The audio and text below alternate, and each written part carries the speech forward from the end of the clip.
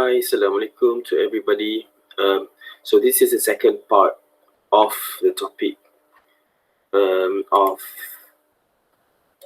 urinary system, where I've stopped at here. Okay, and then I'm going to continue our lecture. Starting from this topic, urine formation 1, glomerular filtration. So this is the expected learning outcome of this lectures series today. So describe the process by which the kidney filters the blood plasma. The process, you must be able to understand the process, how the kidney filter blood plasma. So I once told you that your urine is actually was a blood. So vasopressin is the name of a hormone, or we call it diuretic hormones. So vasopressin means pressing the vascular. So it's kind of speak volume the function of the urinary system, where urine is produced by the blood suppressed by the kidney. Okay, so the next expected learning outcome is for you to able to explain the forces that promotes and oppose filtration. Okay, what is the force that promotes and oppose filtration of the blood, and calculate the filtration pressure if given the magnitude of those forces. Okay, you must be able to calculate the filtration pressure if the magnitude is given. So this is the basic idea of the urine formation, which can be divided into 4 stages. The first one, the blood flow into the renal corpuscle. Okay, and then this is where the first state of filtration occur. The glomerular filtration. This is the glomerular. It is and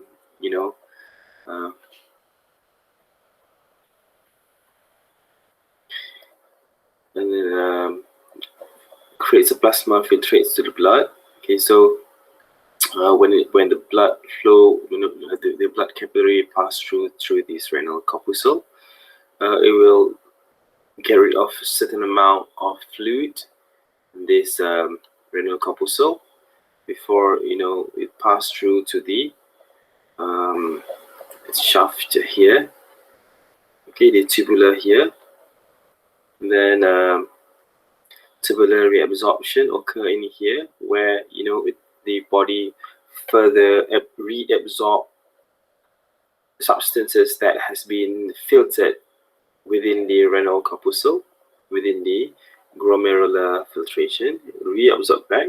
Okay, and then when it pass through to the next stage number 3, tubular secretion, remove additional waste. Okay, remove again additional waste. Okay, like the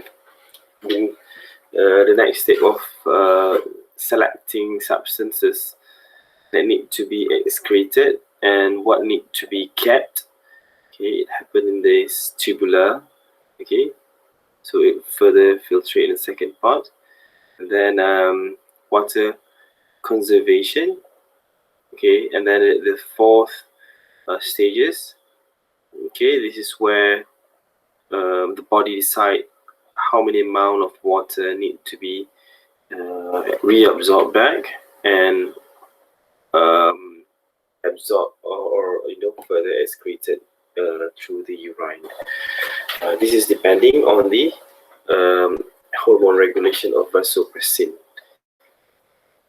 okay, or anti-vasopressin. Okay, those are the 4 stages. So overall, there's 2 stages of filtration. to select the real, what is needed to the body before the last stage. The body decide what or how many amount of water that need to be kept in the body, or what need to be excreted from the body. So the first three is substances, mainly substances like protein, hormones, or nutrients whatsoever within the blood and urine. And then the last stage, mainly the purpose of retaining, preserving, or excreting water. So this is explanation, same as above. So kidney convert blood plasma into urine in 3 stages: the glomerular filtration, tubular reabsorption, and water conservation. So this is why I explain this now. First filtration, second filtration, and third filtration is water. Okay. And glomerular filtrates the fluids in the capsule. If I got this right. Okay, cool. Just want to check that it's recorded. Glomerular filtrates fluids the capsular space, and then tubular fluids from the proximal convoluted tubule through the distal convoluted tubule, the proximal, here,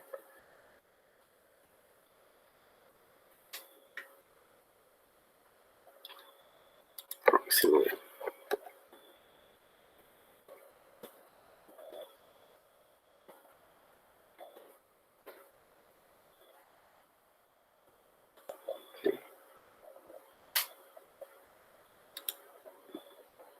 Let's just recall back what is proximal and distal convoluted tubule. So this is the proximal convoluted tubule, and this is the distal convoluted tubule, the one that near the glomerular or the capsule, and one distal is away, far from the glomerulus. So the tubular fluids from the plasma, proximal convoluted tubule through the distal convoluted tubule, substances have been removed or added by the tubular cells.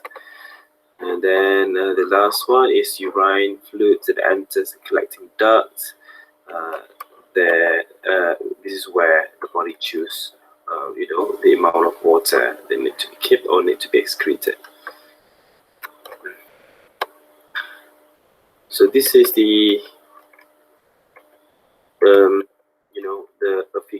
a figure that explains the glomerular filtration membrane.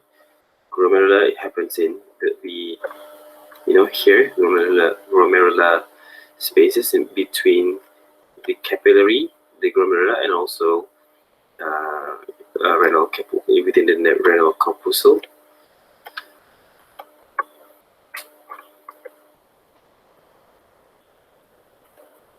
This is the glomerular capillary. Okay, glomerular. So this is glomerular.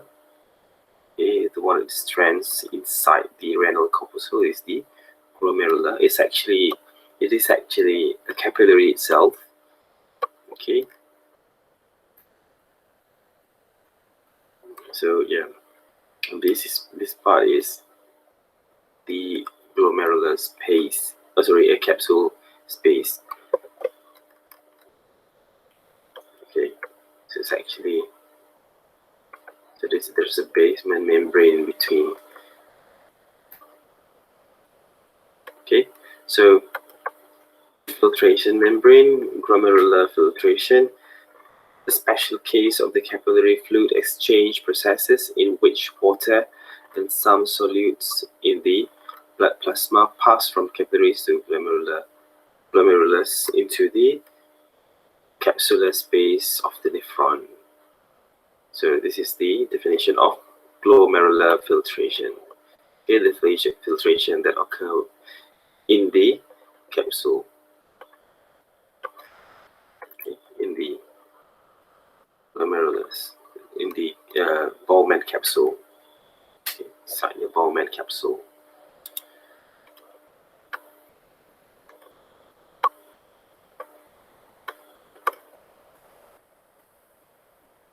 So it infiltrates any molecules that is smaller than 3 nanometer. Okay, infiltrates is pass through everything that is smaller than 3 nanometer. Okay, everything. This can be, protein, hormones, or any nutrients that can pass through here. Okay, electrolytes, glucose, fatty acids, all the metabolites. So it can pass through this. Some substances of low molecular weight are bound to the plasma protein. They cannot get through the membrane. So the one that is big and a bit denser will remain unfiltered within the glomerulus.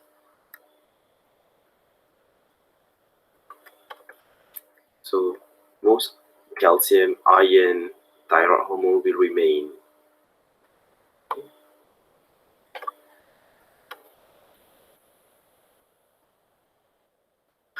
So kidney infections and trauma can damage the filtration membrane.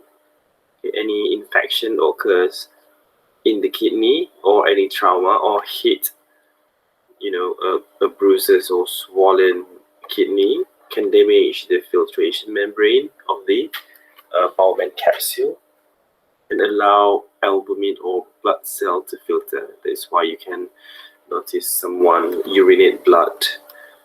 There's a presence of protein in urine or presence of blood in the urine. Okay, proteinuria, okay, or albuminuria is a situation where excessive amount of protein in your urine, where hematuria is the presence of blood because of either infection or trauma. So distance runner and swimmer often experience temporary proteinuria or hematuria. Prolonged strenuous exercise greatly reduces perfusion of the kidney, and glomerulus deteriorates under prolonged hypoxia. Under hypoxia means low level of oxygen in the blood.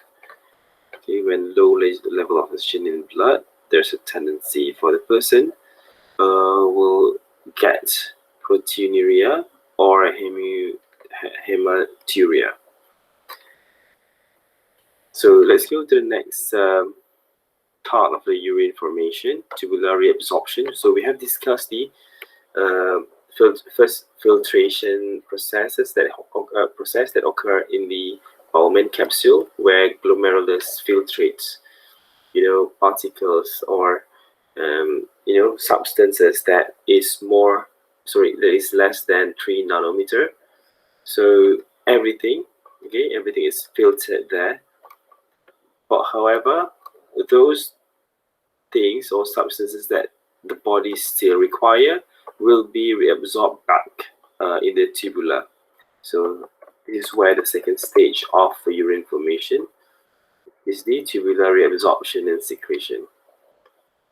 So yeah, this is the learning outcome. Describe how the renal tubules reabsorb useful solutes. So not simply get rid of everything that is smaller than 3 nanometer. It will, reabsorb back all the useful solutes from the glomerular filtrates and return them back to the blood. And also for this part, you must be able to describe how the tubules secrete solutes from the blood into the tubular fluid. And then describe how the nephron regulates water excretion. So this is just a recap back from the previous slide, where I explained the stages. So conversion of glomerular filtrates to urine involved in the removal of additional chemical by tubular reabsorption and secretion occur through proximal convoluted tubule to distal convoluted tubule. So this happens throughout this tubule, from the proximal. Proximal means the one that attached to the Bowman capsule, okay, and then until to the distal convoluted tubule. Then steps involved includes tubular reabsorption, tubular secretion, and water conservation. So let's look into the proximal convoluted tubule first. So proximal convoluted tubule reabsorbs about 65% of what has been filtered in the Bowman capsule, or what has been filtered by the glomerular.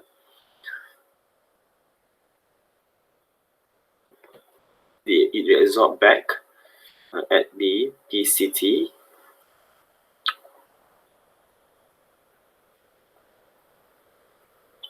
It has prominent microvilli and great length. Okay, it has a great length and prominent microvilli in it to increase the area.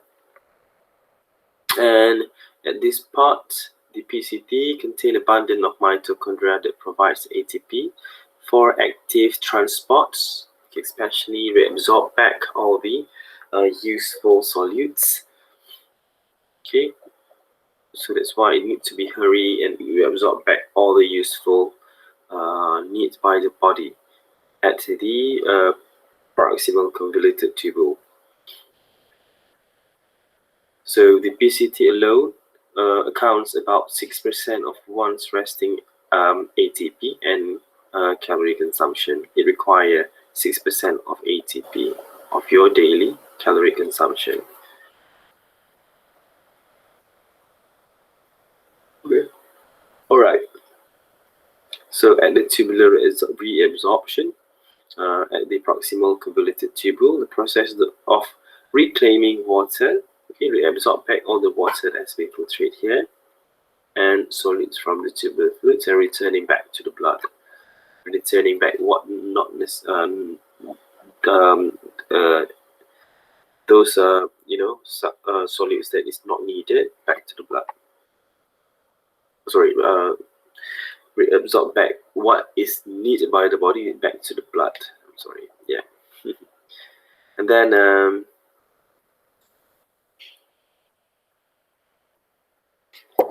two routes of reabsorption. Okay, there's two routes of reabsorption at PCT. The first one is transcellular route. Okay, this is where the substances pass through the cytoplasm of the PCT, epithelial cells, and out of the base. And the next one, the second route, is paracellular route. The substances that pass between PCT cells. Junction between epithelial cells are quite leaky and allow significant amount of water to pass through. So this is using the solvent drag principle, where water carries with it carries with it a variety of dissolved solids. So yeah.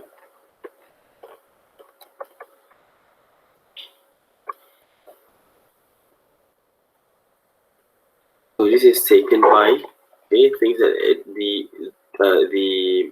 capillary that reabsorbs back within the proximal convoluted tubule is the peritubular capillaries.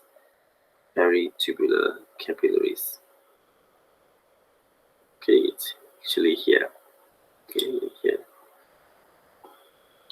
Okay.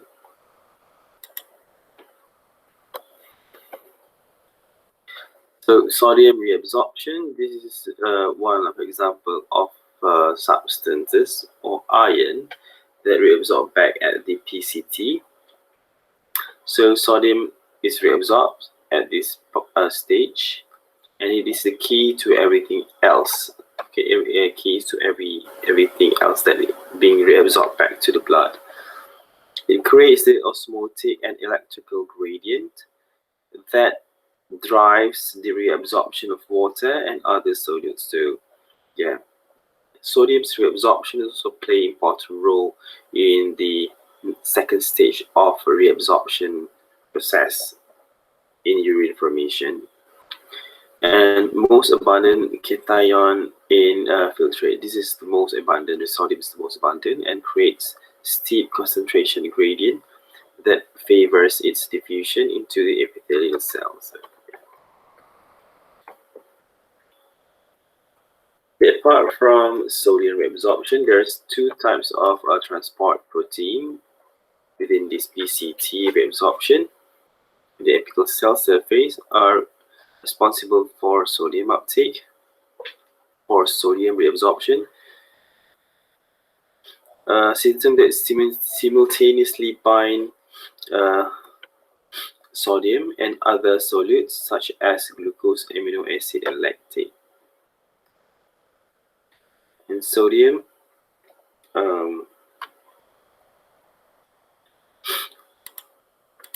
Na plus and H plus antipod that pulls Na plus or sodium into the cell while pumping into the H plus or acidity into the tubular fluid.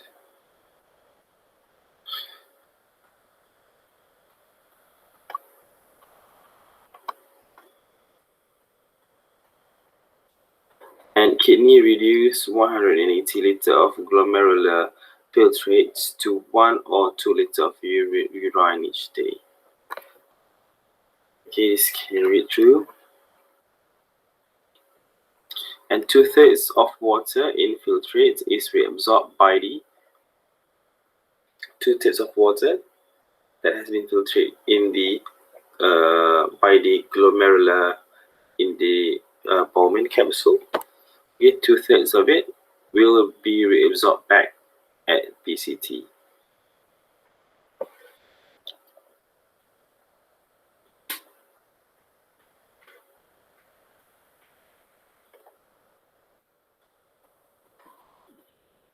The reabsorption of all these salts and organic solutes makes the tubule cells and tissue fluids hypertonic. So the reabsorption will make tissue within the PCT become hypertonic because it reabsorbs back all the water and other solutes. So in PCT, water is reabsorbed at a constant rate called obligatory water absorption. And then uptake by the peritubular capillary, the capillary that is responsible for reabsorption at the PCT. So after water and solutes leave the vessel surface of the tubular epithelium,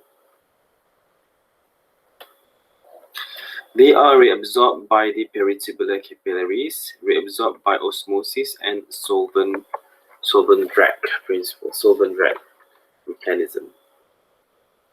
So you drag all the solutes and water in the peritubular capillaries.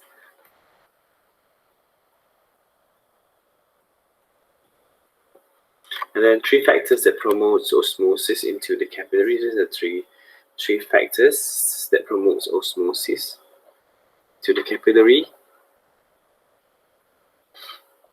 or reabsorption of water. Osmosis and reabsorption of water into the capillaries is the first one: accumulation of reabsorbed fluids around the basolateral sides of epithelial cells called high interstitial fluids pressure that drives water into the capillary.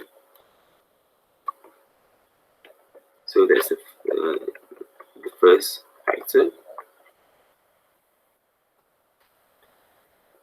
The accumulation of reabsorbed fluid, the accumulation of the reabsorbed fluid, will be absorbed in the capillary because high amount or high volume of solvent that allow reabsorption at the peritubular capillaries. And then the next one, narrowness of the efferent arterioles, lower blood hydrostatic pressure in peritubular capillaries, so there is less resistance to reabsorption. And then the third factors of water or solvents reabsorption at this part is due to proteins remain in blood after filtration, which elevates colloid osmotic pressure. So yeah, protein will promote the colloid osmotic pressure.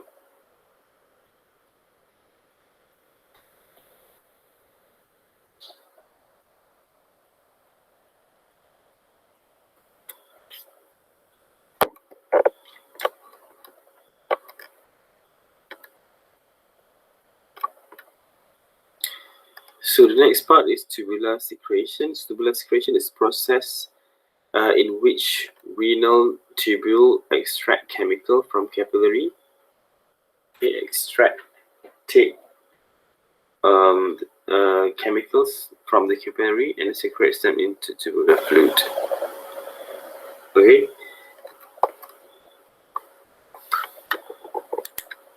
Okay.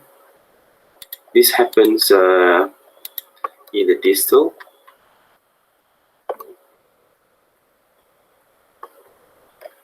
So there's a two process in proximal convoluted tubules and nephron loops. Waste removal is urea, uric acid, bile acids, ammonia, catecholamines, and then prostaglandins, and a little creatinine.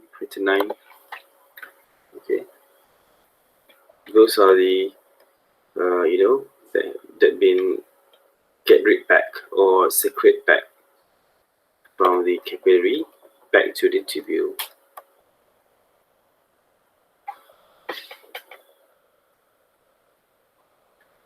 Clear blood pollutant, morphine, penicillin, aspirin, and other drugs will secrete back.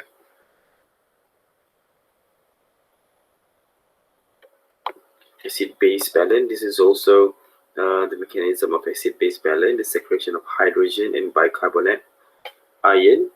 Okay, hydrogen ion and bicarbonate ion helps to regulate pH of the blood. That occur in the secretion parts after the reabsorption phase or stage. So the primary function of nephron loop, okay, nephron loop.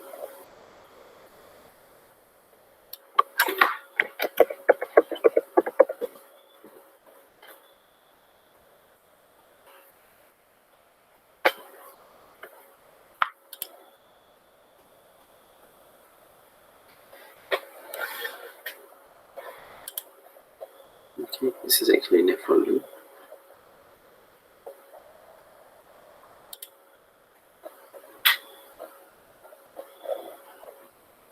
It's not clear.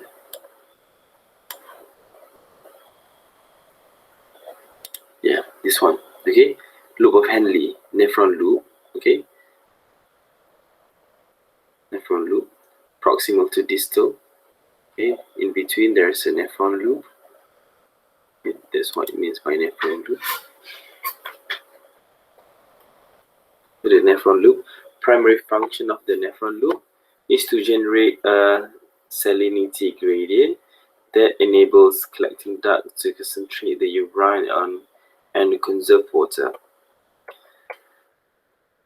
So electrolyte reabsorption from the filtrates occur in the nephron loop or tube or of Henle. Okay, it reabsorbs 25% of sodium, potassium, and chlorine. Ion level cells by the active transport and diffusion. Okay. Salts or sodium chloride remains in the tissue roots of renal medulla. Water cannot flow. Water cannot follow since thick segment is impermeable. So tubular fluids very dilute at enter distal part of the convoluted tubule, distal convoluted DCT. Okay, it will get dilute. Tubular fluid will get dilute because of it secretes some amount of water and also other solutes. Okay, to the tubule. So therefore, it becomes a bit diluted, okay, when it reach to DCT. Now, after the loop of Henle or nephron loop, it will reach to the distal convoluted tubule.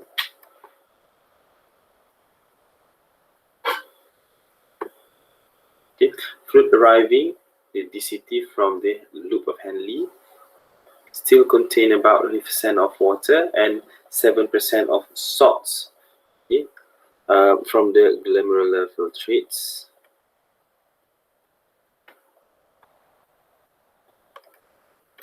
So DCT and collecting duct reabsorbs variable amount of water, salts, and regulates by several hormones, which are aldosterone, atrial natriuretic peptides, ADH, and also parathyroid hormone. Okay, the reabsorption back at the DCT is assisted by few hormones that I've mentioned.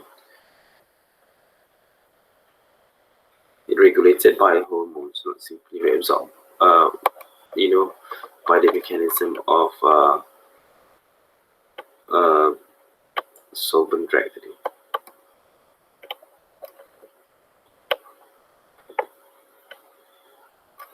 Okay. Regulated by hormones. All the reabsorption at the distal convoluted tubule is regulated by hormones. So the function of aldosterone that regulates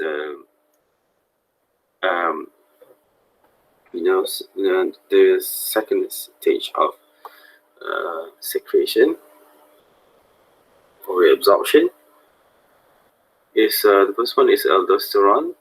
So aldosterone acts on thick segment of nephron loop, distal convoluted tubule, and cortical a portion of the collecting duct. It stimulates the reabsorption of more sodium and secretes of potassium, water, and chlorine or chlorine ion follows the sodium ion.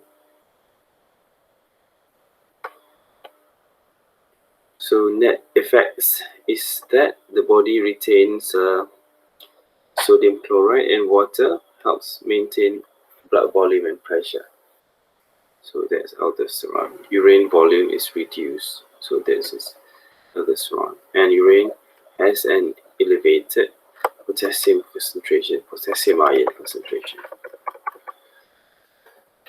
So the next one after the aldosterone is atrial natriuretic peptide ANP, secreted by the atrial myocardium of the heart, responsible to high blood pressure. It will secrete, and the kidney will respond to this hormone. So these are the four actions result in the excretion of more salts and water in the urine.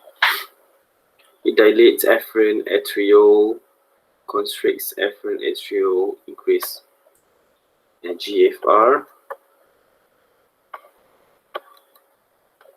and inhibit renin and aldosterone secretion. So it's like anti-aldosterone and anti-ADH. And also anti-sodium chloride reabsorption by the collecting duct.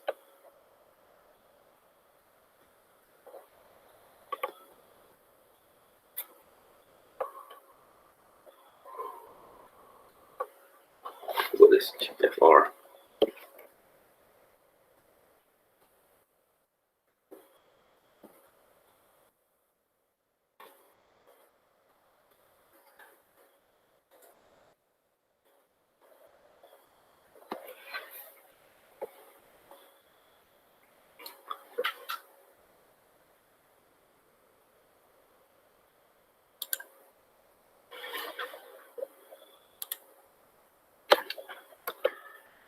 Right, I'm not sure what GFR is. Let's figure out.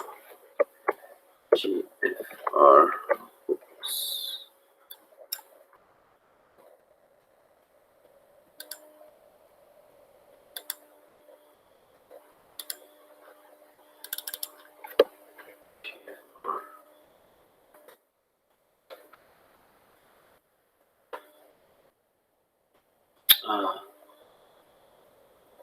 glomerular filtration rate. Okay, increase glomerular filtration rate. So it dilates afferent arterioles and constrict afferent arterioles and increase glomerular filtration rate. Okay, makes sense.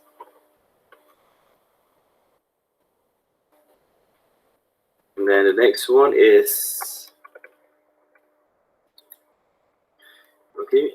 antidiuretic hormones, ADH, antidiuretic hormones, or vasopressin.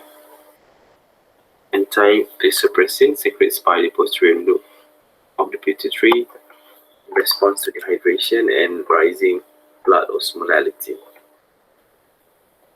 meaning that excrete more water in the urine.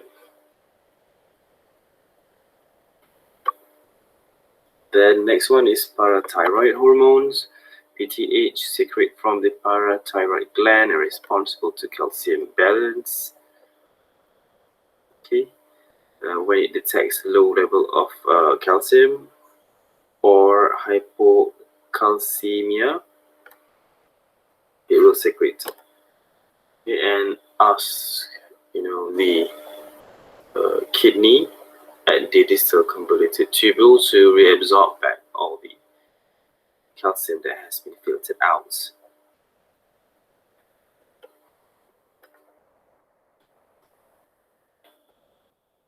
Okay. Distal convoluted tubules and collecting duct.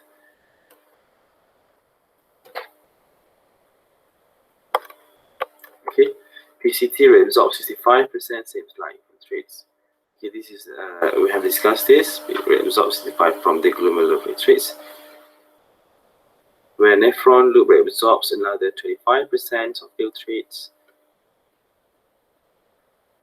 Distal convoluted tubule reabsorbs sodium, iron, and chlorine ion, and water under hormonal control. This is kind of a summary. Okay, the tubules also extract drug. Okay, get rid of the drug in the tubule. The tubules take the blood to take the drug, waste, and some solutes from the blood, secretes them into the tubular fluid. This is where you get caught of having or taking any drug before perform exercise. Okay, you can detect from here because the distal convoluted tubule will get rid of all the excessive drug. So the last part of the urine formation, which is the third stage, is water conservation. So the kidney eliminates metabolic waste from the body, but prevent excessive water loss as well. Okay, depending on the body need. Okay, to retain the balance of water within the body to achieve euhydration. So it's happening here at the tubular, this tubular, collecting duct, reabsorb water in the collecting duct.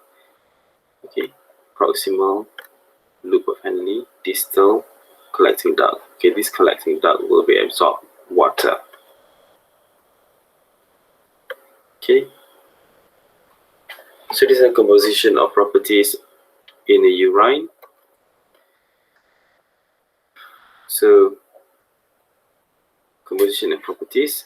Urinalysis is the examination of urine, both physical and chemical properties. Study urinalysis is analysis of urine, basically, simple as that. So appearance: clear, almost colorless, and deep amber. Deep amber. Dark yellow. Okay.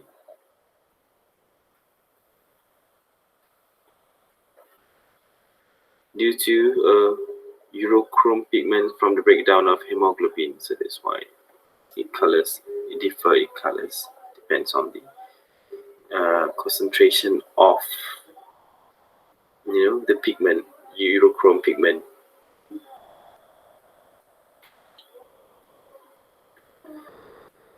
Cloudiness, or if someone get cloudiness urine or blood clot, suggests the urinary tract is infected, trauma, we get heat, there's a bleeding, or there's a stone in it if it's cloudy.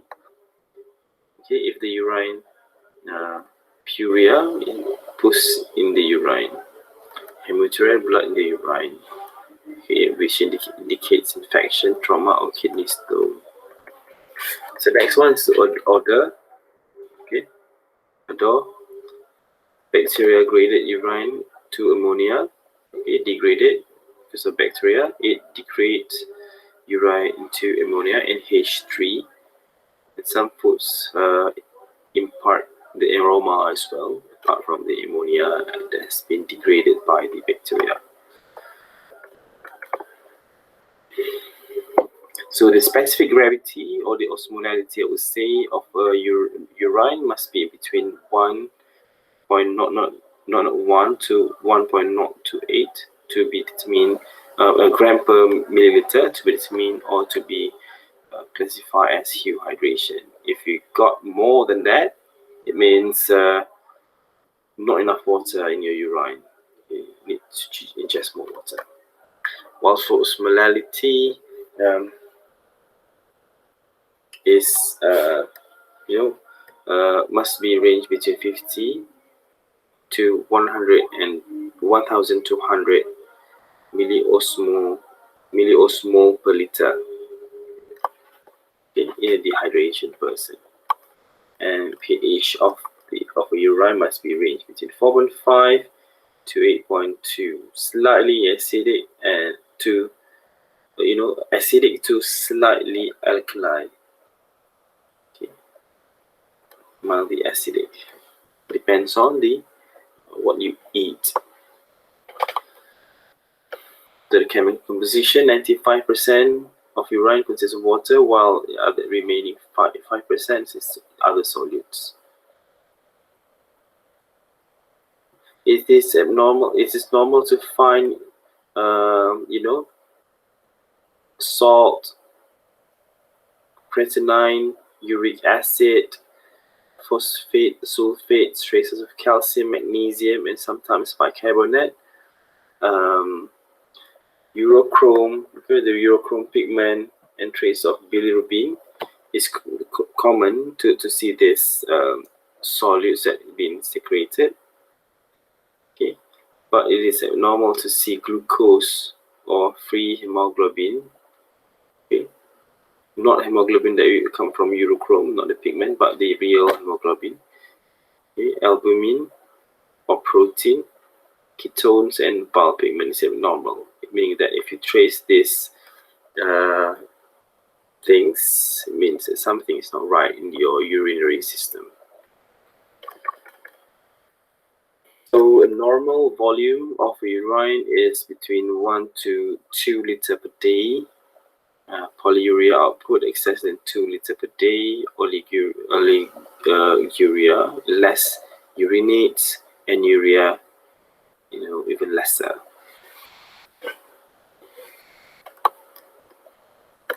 For diabetes, any metabolic disorder resulting in chronic polyuria.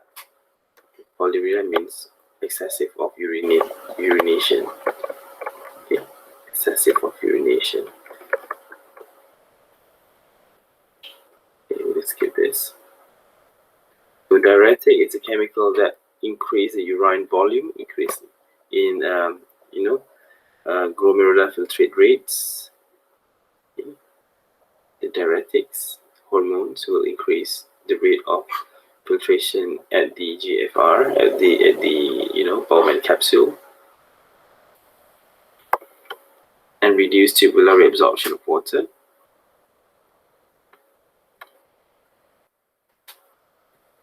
And commonly used to treat the hypertension and congestive heart failure by reducing the body fluids volume and blood pressure.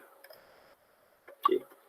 So by in manipulating the urine volume. It can help to, to reduce the congestive heart failure and hypertension as well.